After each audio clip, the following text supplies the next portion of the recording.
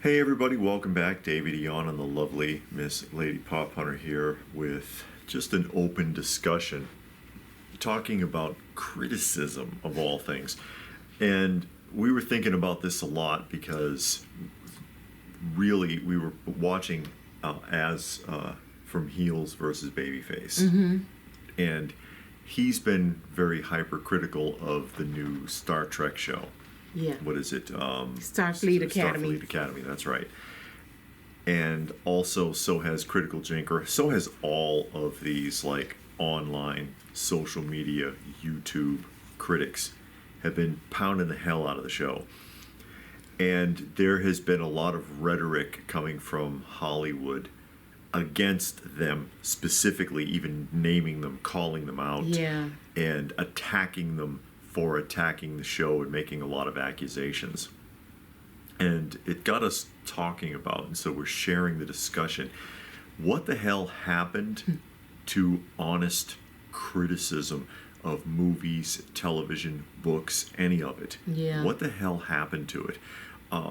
Because it seems like it's been a long time you have not been able to trust any mainstream media, any official so-called paid critics. You see these films that come out and they've got rave reviews from these critics who were paid to come to the theater, who were given advanced tickets. All the critics agree that such and such is the funniest movie of the year, and the movie is awful. The movie is garbage. And it's like, you know, if you're a critic, you're supposed to be discerning of story, acting, scenery, continuity, just everything involved in a film, in a TV show, or even in a book. You're supposed to be discerning of this and give your honest opinion, and it seems like there is none of that coming from mainstream media at all. And that's why they had, in Rotten Tomatoes, it was famous for this, and you can't trust them anymore either. No, because that stuff is bought and paid for. Yeah, you have the professional critics, and something will be like 98%, and then the actual viewer critics will be something like 41, and then they're like, oh well, they're just bombing it. They're deliberately getting together and rage bombing and trying to ruin it, getting together, and it's like, okay, you know, maybe they just honestly didn't like it. Yeah. And then they've altered it now, Rotten Tomatoes, to where they have their certified like viewer critics, and they'll tweak it if it's too low. They'll tweak it if it's too low. So you can't trust that either. So you end up having to rely on somebody like Heels versus Babyface, or Critical Drinker, Nerdrotic, or Clownfish is another one, I think, to get an honest opinion. And maybe if it seems like all they do is attack new movies and new TV shows or new comic books, it's because they're badly written. Maybe that's the problem. Speaking from the experience of probably having seen tens of thousands of films over the years, growing up in the 70s and 80s, and seeing actually good movies, where even the good ones, we were talking about this on the last live stream, where even the ones that weren't good were still fun. Yeah. It's still fun to watch, where you're like, you know what, I could see that again. Like Last Dragon. Cheesy film, but man, I could watch that right now. That movie was hilarious. It was fun. It was fun anyways, even if it wasn't a stellar film. I don't know what we're getting now. Yeah, and it's not just movies. It's music. Yeah. You used to have things like Rolling Stones magazine. Talked only about music. Yeah. And they critiqued bands, albums, stuff like that. The radio DJ would do the same thing. But now, what does Rolling Stones talk about? Politics. Social issues. Social issues, and a virtue signal. It used to be the same for books. You can get into your local newspaper. They had critics that went around, watched movies, read books, listened to music. They even went to restaurants. Went to plays. Plays, and then they wrote a critique of it. So people would know and say, oh, okay, yeah, that's something I want to see. No, it's nothing I want to see. And they were honest about it to the point where I know, especially for food critics, people would try to figure out who that critic was and, try to sweet talk them a little bit so they can get a better review. Payola. Yeah. Yeah. But now, I mean, I don't know if they even do movie and reviews in the newspaper anymore. Yeah, because who has a newspaper now? Yeah, I mean, because you used to see when trailers came out, it was after the movie came out. New York Post says this is, this magazine said the movie was this. And, so you had all of these things. But now you don't get that. You get these, I don't know, these ultra... bought and paid for. Yeah, bought and paid for internet sites that tell you about the movie. They rant and rave about it. They make comments about it, and it's based on a show, a TV show or a movie that was out already that has history. But then when you read the review, you can tell they never watched it before, because you can tell from the things they say, or the writer, director, producer, whatever, blatantly tells you, this is not what it used to be. We're going to upgrade it. We're going to make it modern. We're going to make it relevant to today. And what's their idea of relevant? Killing the charm. Killing the charm. The old race swapping, gender swapping, adding in political agenda, stuff like that. That was never in the original. Yeah. Well, the political stuff that was never in the original, and they think that's making it fresh and new and relevant. And if you watch the original, it's still relevant the way it was originally. That's why they've never been able to accurately reproduce the Twilight Zone. Yeah. Because the original Serling Twilight Zone, all of those stories still make sense. Yeah. It's still relevant Plus, today. the acting and cinematography in them was amazing. Yeah. I mean, and they have not been able to reproduce the level of intensity of the acting, cinematography, and storytelling from the original series. Plus, again, like I said, the stories, they still make sense. They're still relevant. Yeah. And they try to reproduce that, and they blow it every time. Oh, but the critics love it. Yeah, the critics they paid for love it. And, it just talks about how much you're worth. How much are you worth? Oh, we're going to give you $1,000. Write this review and push it this way, lean it this way or that.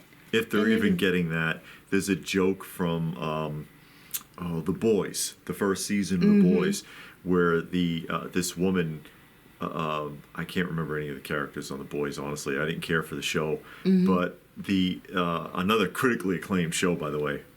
But I thought it was, to me, adolescent and vulgar. I watched like one episode, and it was too vulgar. I just was like, But there's an interesting point that's made by one of the characters where she said that she's got people that critique for her online, that she, they make memes and they do posts for her, and that she pays them in Wendy's gift cards. It was like, these people don't cost shit.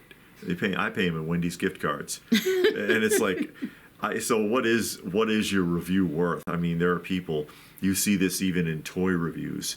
I mean, there are people that will butter up a toy review, and the action figure is crap, but hey, they got it for free. Yeah. So they'll do that for the free figure, and you can't trust that either.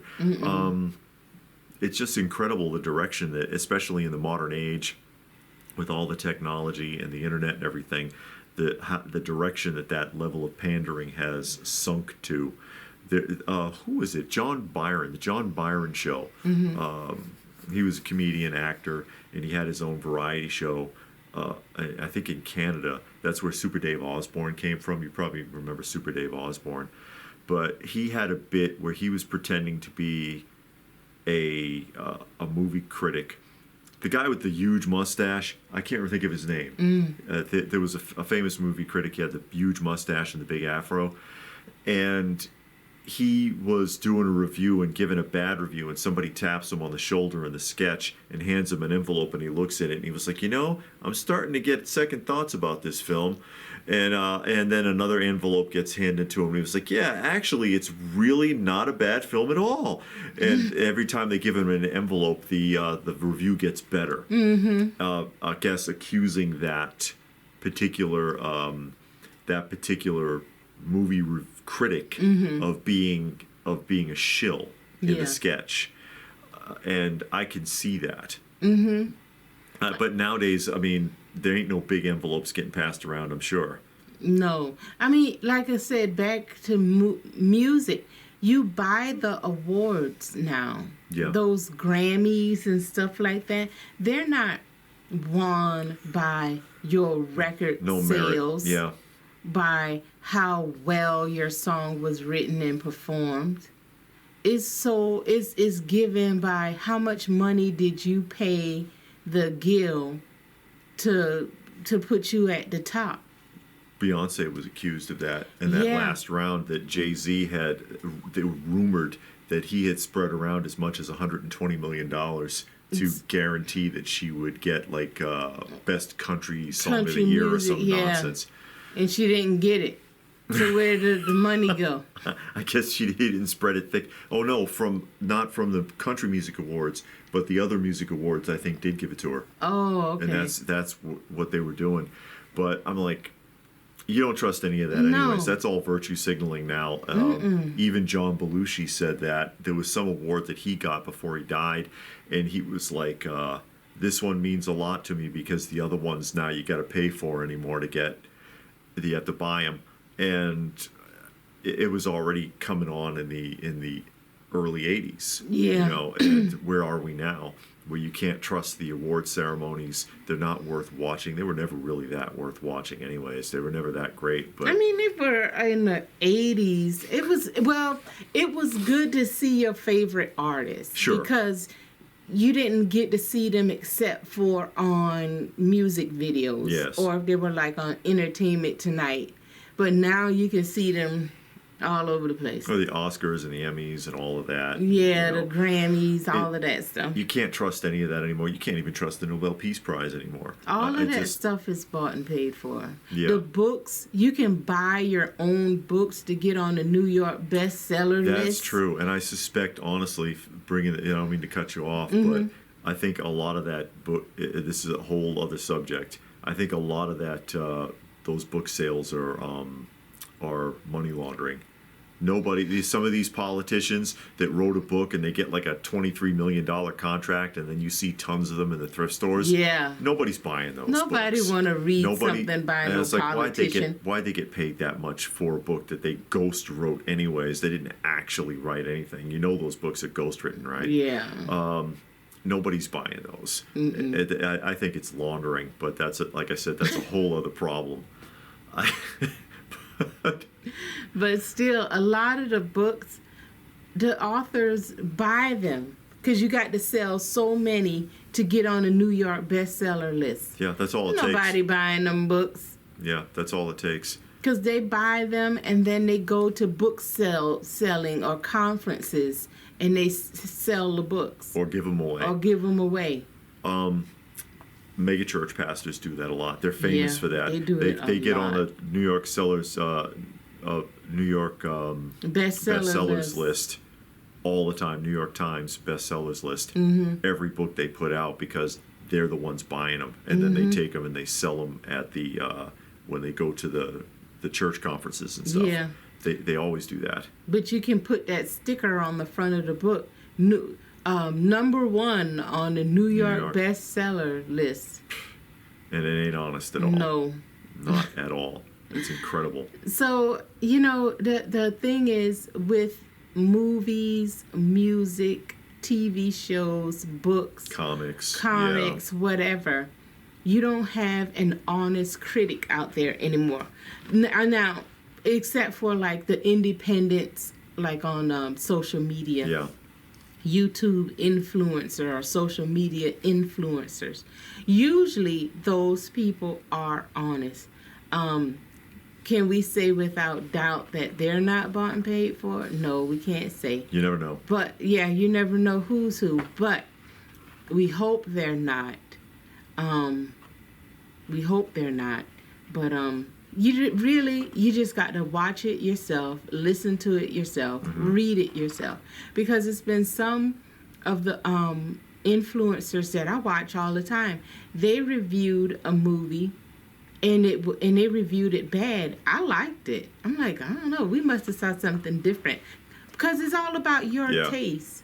So you might really like something, and that's cool, but you still would hope that when a critic come out there, they're giving you some honest reviews, their honest opinion, not the opinion of the company or the company that's selling the product. Who tells you what to think. And I've mentioned this several times, and this is a good example of it, is Rad Titan. Statue review.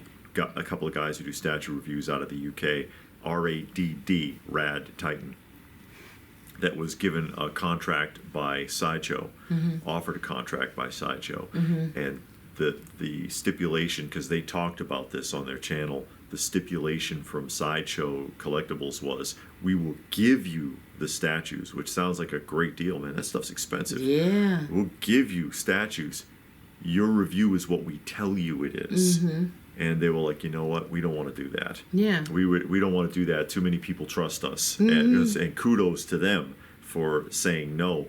But that just goes to show you that this is how it's done. Yeah. In pretty much everything. In pretty much everything that's out there, this is essentially how it's done.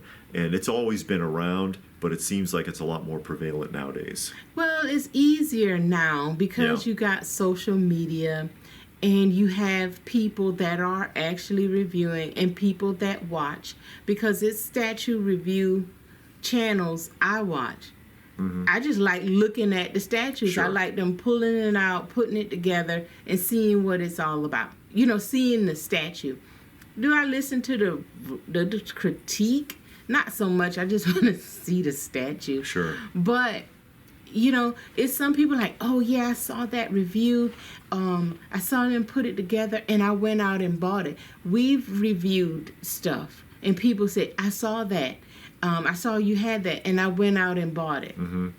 You know, but you got to be honest, because people are looking to you. They're trusting that you're going to tell them the truth, and then you being bought and paid for, and now they got the product. And they're like, this person said that this was great. It's awful. As soon as you touch it, it falls to pieces. Yeah. And I've given some pretty honest, even scathing reviews of certain things. Yeah, David is pretty harsh. Yeah, I can be pretty harsh because, I mean, that's your money. It That's is. your money. It's your time, your money. There's a lot more than just financial investment. Yeah. You know. That is true. And I come from an older school of collecting. You know, so to me, a sculpt, it's not enough. Just because something looks pretty is not enough. Yeah. And so I'm gonna pan it if I start getting frustrated. Nobody's paying me to talk, as you can tell, because I don't have tons of free crap. Yeah. Anyways, any final thoughts? No, that's all. Okay, well, maybe you have some final thoughts. There's a lot to unpack there. Tell us what you think in the comments section down below. Please do give the video a thumbs up if you got something out of it. We sure hope that you did. Share it if you can. Subscribe if you're new. All of that good stuff. And if that is it, then what more can we say but thanks for watching, and we will see you again soon.